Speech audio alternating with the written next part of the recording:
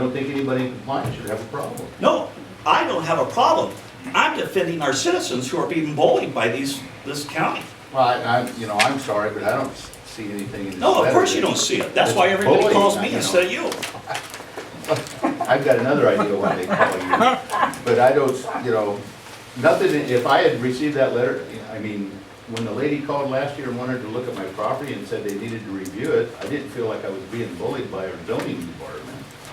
And I'm unaware I mean, of what that's- happened that in that sounds situation. reasonable I to just me. know I what mean- these three citizens here have Could I ask a experienced. question, please? I don't understand a lot of this stuff. I'm just learning how to fly, and I'm enjoying the heck out of it.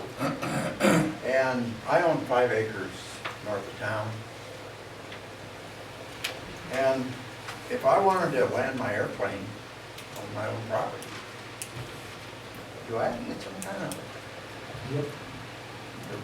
kind of super permission? I'm not sure. I'm assuming the zoning department could tell you that. I'm not sure what. And it depends on what type of aircraft Can I just mow my you have grass also. and land my airplane there? Depends on what type of aircraft you have and what the state regulations are linked with, clearances. But yes, this is not, you just can't land your airplane there, your airplane there unless it's can't? approved. I don't believe so. Well, I'd like to think that No, the I was ordinance. directly told that because I posed the same question, can I land my own? And I was told no. That it has to be reviewed. I'd like to think that whatever ordinance is in place, part of it's, at least part of the reason is for the safety of the citizens in the county. I would like to think there's something in that thought process that's involved with the ordinance, whether it be a county or FAA regulations or anything else. I don't know if it's safe for you to land your airplane on a piece of ground, cut the grass down. I don't know that. If I'm assuming somebody does, and it does. Like if I, Our state's attorney would like to say something. I was asked last week by Davina and Maxine how Davina should respond to Mr. Answer's directive that she come to this meeting. I did type up a response. I was hoping since the airport issue was settled that we didn't have to go down that road, but if we do have to go down that road when Mr. Answer's attacking Davina and me indirectly, Mr. Answer's property has had some issues with zoning. In fact, we were in court with him last year because the Red Barn for years had been operating illegally. So I believe that's where some of this animus starts from. But if you don't start dragging in zoning officers and investigators when you're not happy with something. Well, I'm not saying And this, that's but why we we get were a just- letter that says Mitch and Amy got married at my barn, and it takes me 15 seconds to do a Google search and find out that that big round barn is in Fort Collins, Colorado. That's an embarrassment to anybody that has their hands on Can that. I ask a question? How long ago was it that you got that letter? That's what Was I told. that just It recently? was January 10th.